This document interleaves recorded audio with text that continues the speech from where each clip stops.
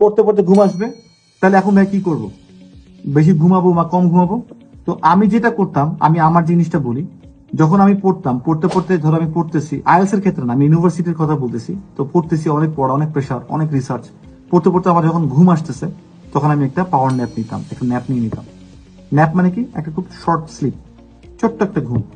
এটা হতে পারে 10 মিনিটস, এটা হতে পারে 15 মিনিটস, হতে পারে হাফ অ্যান আওয়ার। আবার একটু উঠতাম, ভালো লাগতো, আবার আমি পড়তাম। এক একজনের বডি না এক এক ভাবে ফাংশন করে আর কি।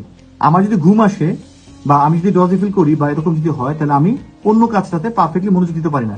তাহলে আমি ঘুম ঘুম চোখে পড়তেছি যে আমার তো পড়া হচ্ছে না, আমার তো পড়া হচ্ছে না, বেডে ঢুকতেছে না তো। এখন আরেকটা ওয়ে কি, হ্যাঁ আমি এখন যেতে পারি, একটু চোখে পানি দিতে পারি, ওইটাও ট্রাই করি, আবার ওটা আসে। আলটিমেটলি এটাও সলিউশন না।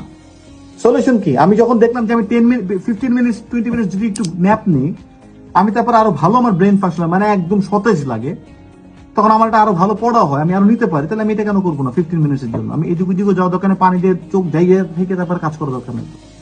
Be smart.